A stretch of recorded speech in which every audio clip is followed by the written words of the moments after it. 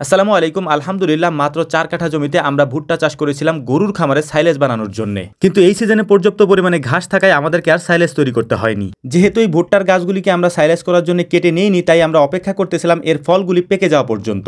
গত 2 দিন আগে প্ল্যান করেছি এখানের ফলগুলি যেহেতু এখন পেকে গিয়েছে, এই ফলগুলি আমাদেরকে ছিঁড়ে আনতে হবে। এখন অনেকেই বলতে পারেন যে ভাই এভাবে তো কখনো ভুট্টা ছিঁড়তে দেখিনি। মূলত ভুট্টা যখন পেকে যায় তখন এর গাছগুলি থেকে পাতাগুলিকে আলাদা করে ফেলা হয় বা পাতাগুলিকে ছিঁড়ে ফেলা হয় এবং গাছের মাথাটাকে ভেঙে দেওয়া হয়, কিন্তু আমরা তেমনটা কেন করি? এটার কারণ হচ্ছে আমাদের এখানে আশেপাশে কোথাও আর ভুট্টা চাষ করা হয় না। আমাদের এই একটা জমি হচ্ছে পাথারের মধ্যে যেখানে আমরা ভুট্টা চাষ করেছি। এর ফলে যে সমস্যাটা হয়েছে, ভুট্টা যেহেতু আমাদের এখানে নতুন একটা ফসল, তাই যেই দেখে সেই 2-1টা করে ভুট্টা এখান থেকে ছিঁড়ে নিয়ে যায়। এই জমির চারপাশ দিয়ে যতগুলো ভুট্টা ছিল তার একটাও নেই, সবগুলি মানুষের ছিঁড়ে নিয়ে গিয়েছে কৌতূহলবশত যে এটা নতুন একটা ফসল, বাড়ি নিয়ে গিয়ে দেখি এটা কেমন খাওয়া যায় বা কেমন হয়। মূলত এই সমস্যার কারণেই আমরা ভুট্টা গাছের পাতাগুলি আগে থেকে ছিঁড়ে দেইনি এবং মাথাটাকেও ভেঙে দেইনি। যদি আমরা এই কাজটা করতাম তাহলে জমিটা একেবারে পরিষ্কার হয়ে যেত এবং শুধু ফলগুলি থাকতো, রাস্তা থেকে সেটা স্পষ্ট দেখা যাইতো। তো আমরা এখন যে ফলগুলি এখান থেকে নিয়ে যেতে পারতেছি, এই ফলগুলি হয়তো নিয়ে যেতে পারতাম না। প্রচন্ড রোদের মধ্যে কাজ করতে সমস্যা হচ্ছিল এবং ঘেমে সবার অবস্থা একেবারে খারাপ। তো আমরা আগে থেকে বাজার থেকে কিছু খাবার অর্ডার দিয়ে নিয়ে এসেছি এবং ঠান্ডা পানিও এখানে নিয়ে এসেছি। আমরা সকালে নাস্তা খাওয়ার সময় হওয়ার আগেই ভুট্টার জমির ভেতর থেকে ভেতরে ঢুকে ঢুকে সমস্ত ভুট্টাগুলিকে আমরা ছিঁড়ে এক জায়গায় জমা করে রেখেছি। এক জায়গায় জমা করে না, বিভিন্ন জায়গায় জমা করে রেখেছিলাম। তারপরে প্ল্যান করেছি সকালে নাস্তা খেয়ে তারপর হচ্ছে আমরা ভেতরে ঢুকে, মানে আমাদের যে ঝাঁকা আছে এই ঝাঁকা নিয়ে ঝাঁকা ভর্তি করে ভুট্টাগুলিকে বাইরে নিয়ে এসে এক জায়গায় মজুত করব। এখানে অবাক করার মতো একটা বিষয় হচ্ছে, আমরা এই ভুট্টাগুলিকে লাগিয়েছিলাম একটু ঘন করে, যাতে করে আমরা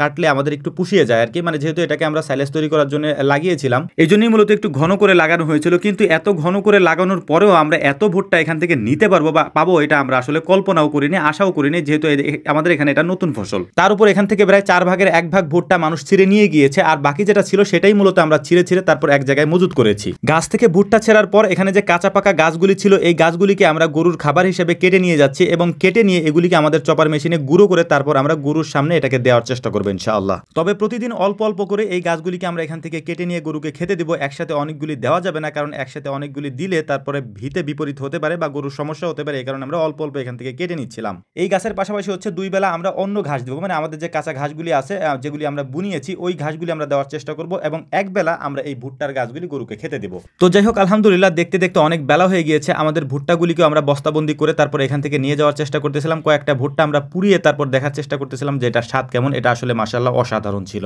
তবে একটা সমস্যা হচ্ছে, এই ভুট্টাগুলিকে মোচা থেকে ভুট্টা আলাদা কিভাবে করতে হয় এটা আমাদের জানা নেই। কিভাবে করব ওইটাও আমরা জানি না। এগুলিকে সুন্দর করে বস্তাবন্দি করে আমরা নিয়ে যাব, এগুলিকে রোদ্রে দিব, শুকাবো, তারপর আমরা জানার চেষ্টা করব বা এটা থেকে আলাদা করার চেষ্টা করব যে কিভাবে করে, যদিও আমরা এখন পর্যন্ত জানি না কিভাবে আলাদা করে। আমাদের কাছে মেশিন নাই। আমাদের এখানে 2টা ভ্যান আমরা নিয়ে এসেছি। তো একটা ভ্যানের মধ্যে প্রায় 12 বস্তার মতো আমরা লোড দিয়েছি এবং আরেকটা ভ্যানের মধ্যে আমরা যে ঝাঁকায় করে ঝাঁকার জায়গাগুলো আমরা নিয়ে এসেছিলাম, ওই ঝাঁকার মধ্যে করে আমরা ঘাস কাটার যে আমাদের ভ্যানটা আছে সেটাই করে আমরা আমাদের খামারের দিকে নিয়ে যাবো ইনশাআল্লাহ। তো একটা বিষয় আপনাদের কাছে পরামর্শ আমরা চাই, যদি কারো জানা থাকে আমাদেরকে বলবেন। আর সেইটা হচ্ছে, এই ভুট্টার যে মোচাগুলি আছে এই মোচাগুলি থেকে ভুট্টাগুলিকে কিভাবে আলাদা করে, এটা যদিও মেশিন দিয়ে করতে হয়, সেই মেশিন তো আমাদের কাছে নাই।